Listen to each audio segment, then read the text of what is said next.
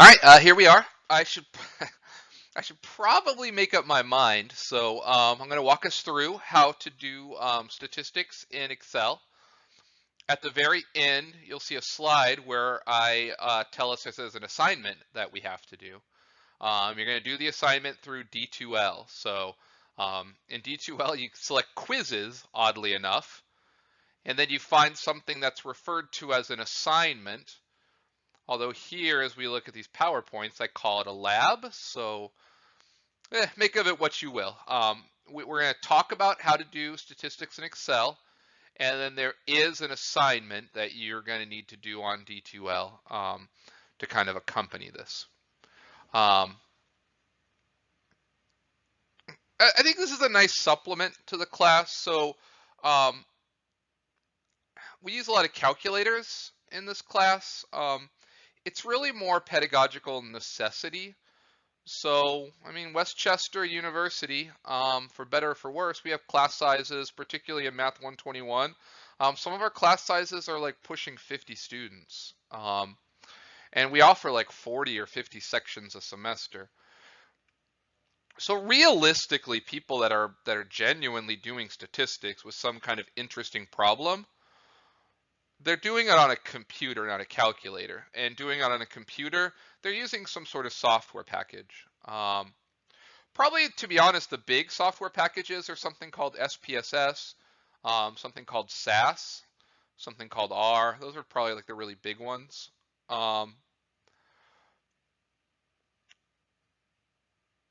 But again, like we can't really give tests because there's so many sections, because there's so many students. We can't really give you a test that requires you to use a computer. It's just not realistic. We don't have computer labs that hold that many students. So we have to settle for calculators instead, and of course we have to teach to the calculator, and so that's what you get.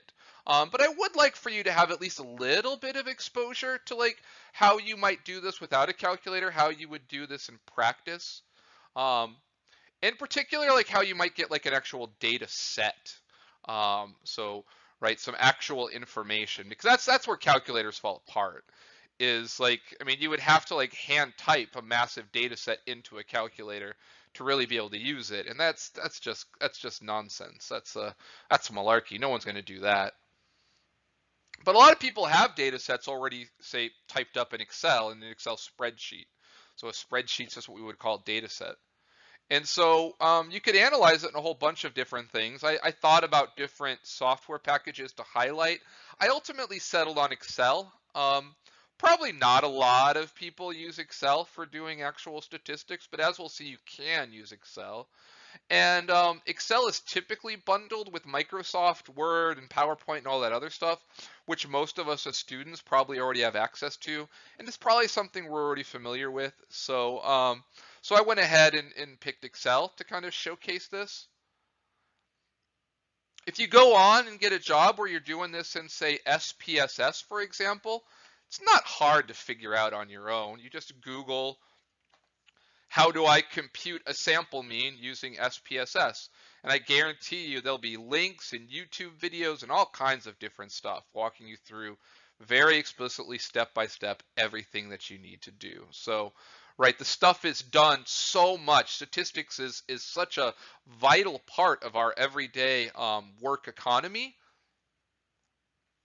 that it's very, very, very clearly documented, very easily accessible, almost like foolproofedly automated. So it's not too hard to do. Now, let's go ahead and see how we would do kind of descriptive statistics, the stuff we talked about in chapters 2 and 3 using Excel. So first off, how do we access Excel? You may have Excel already installed on your computer, and if you do, then you're good to go. However, you can access like a cloud version of Excel, as well as like a whole bunch of other programs. In fact, a lot of the programs I mentioned, the SPSS, the SAS, for example, we could also access those through something called RAM Cloud. You may or may not be familiar with it. You get to RAM Cloud by doing the following thing. Open any web browser, think it might work a little bit better with Microsoft Edge, but in theory, I think you should be able to do it with Firefox and Chrome. If you do run into problems, right, a good first step for trying to solve it's always try a different browser. But go to a web browser and type in access.wcupa.edu.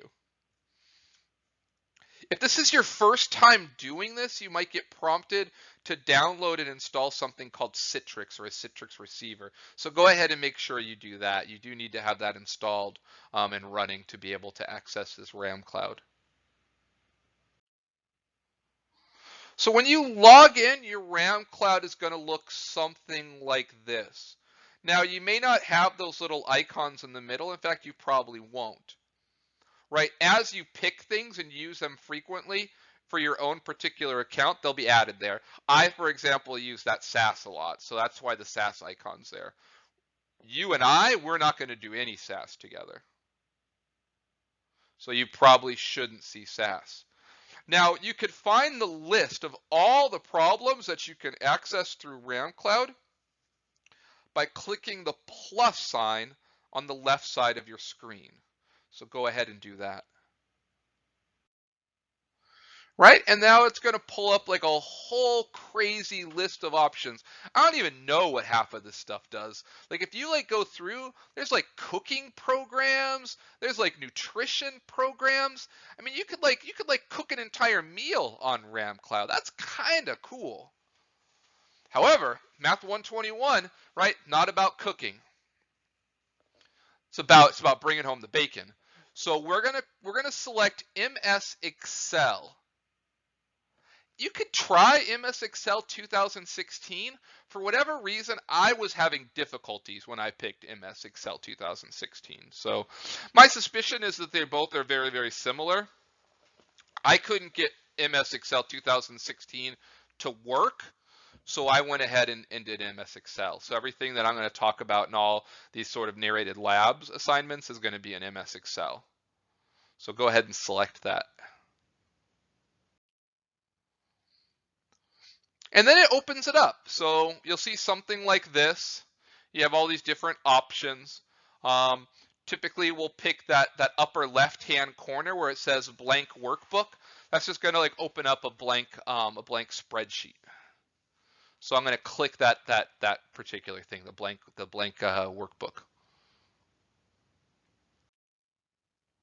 And then there we are. You've probably seen this before. So this is often called a spreadsheet. So we could fill it in with a whole bunch of information. We can enter data sets or enter data in Excel. So typically the columns will be variables. The columns typically are variables. And the rows typically are observations, right? People that we've sampled.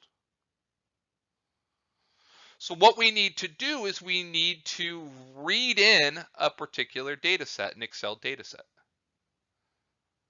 So how do we read in an Excel data set? Well, we're going to go to File. So in that very top left, we're going to click on File. And then it should give us some options along the left. We're going to pick the Open option.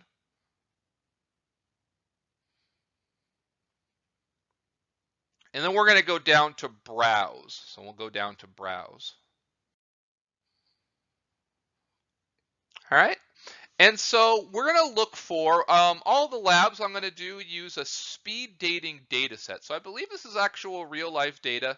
I'll kind of go over the data set a little bit more as we actually read it into Excel.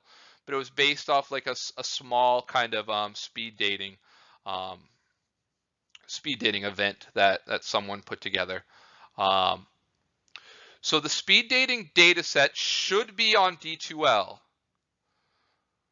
I believe you're going to have to download it. So just like clicking it open through D2L is not going to be sufficient. I want you to save it onto your computer.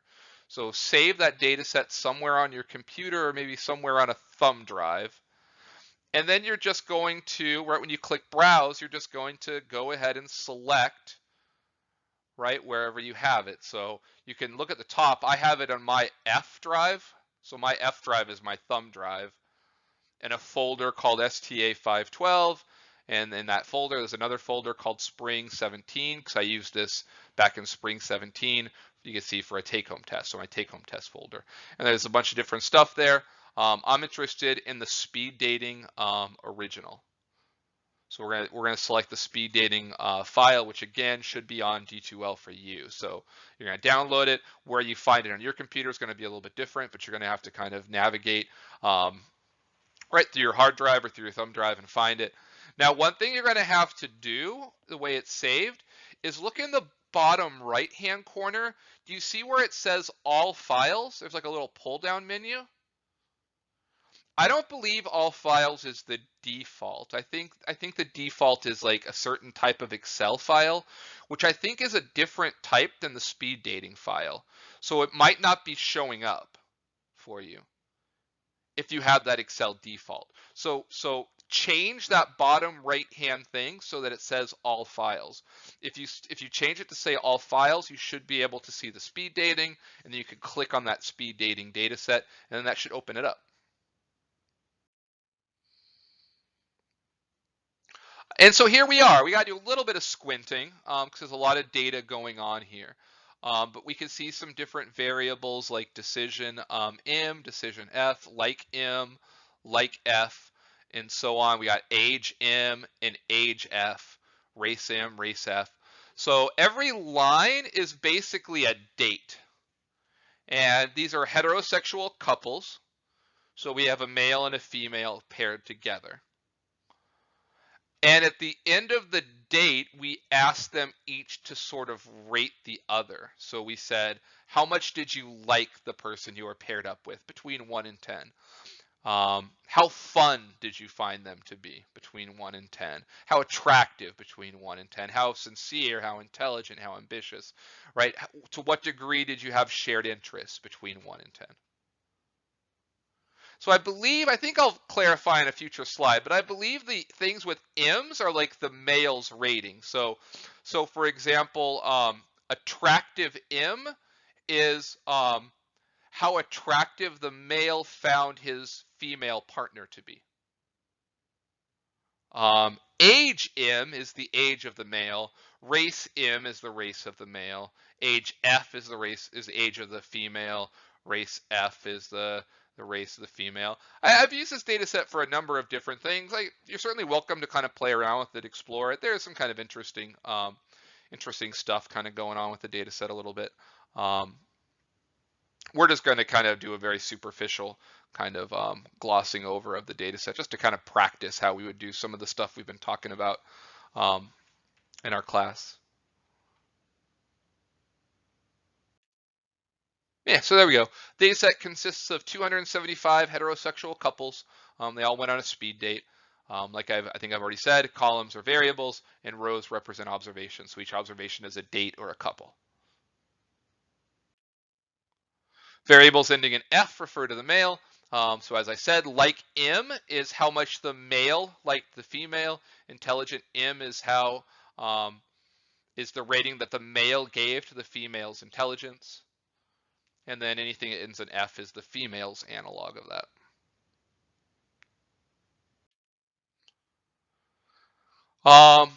Now, how do we actually do statistics in Excel? This part's a little laborious, and unfortunately, as near as I could tell, we have to do this step every time we load up Excel. So every time you load up Excel, I believe you're going to have to load in the data analysis tool pack.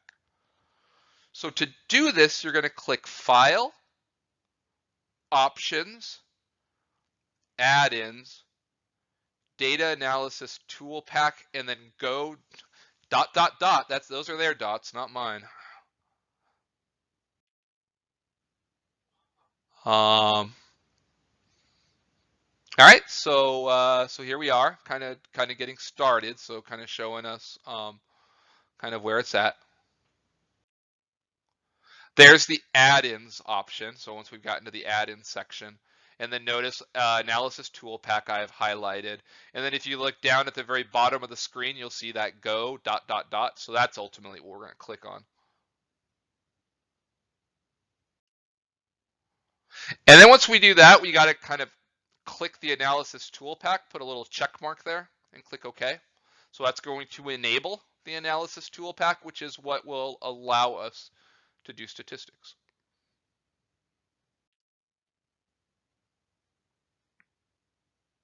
Now, once we've done this, you should be able to click the Data tab on the top of your screen. And on the top far right, you should see a Data Analysis option. Clicking the Data Analysis option will allow us to generate descriptive statistics. So let's do this for the like-im variable. So notice you look up, there's that Data tab that's highlighted in white. And then if you go all the way over, if you kind of look all the way over to the right and you squint hard enough, you should see Data Analysis. It's all the way to the right. And then I kind of highlighted it there. We're going to do the like-im variable. So that's the C column. Notice that's the C column. Notice that the very first observation is actually on line 2. So the first observation, the number 6, is on C2. And if you scroll all the way down, scroll, you'll see the last observation is on C276. So the observations go from 2 to 276.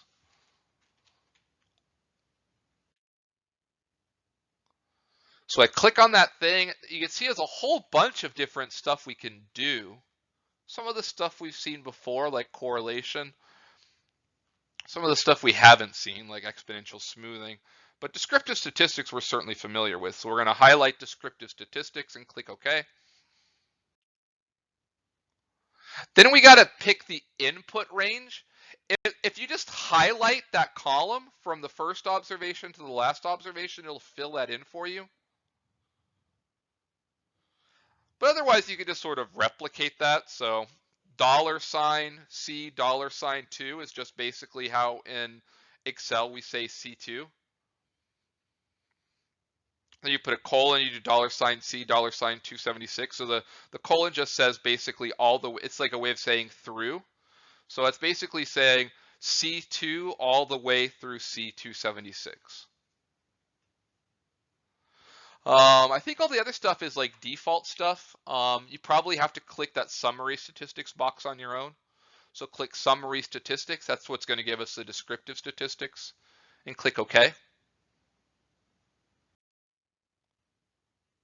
And there it is, right? Right, that the average is 6.68. So, right, they rated them between 1 and 10. How much did the males like the females? Well, on average, the average like rating was 6.68.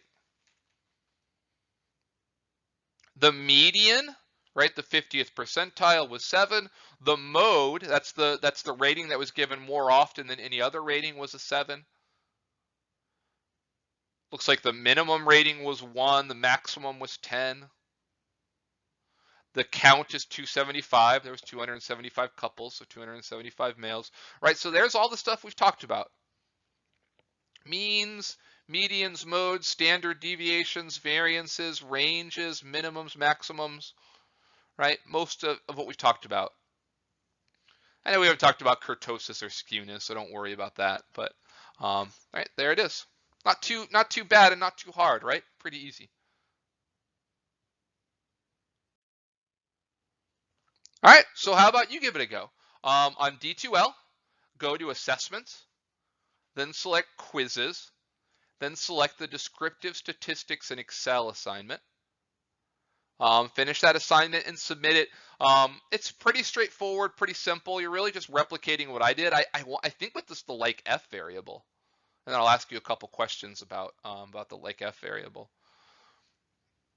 You got to be really exact. The computer is pretty painstaking in the exactitude it expects from you.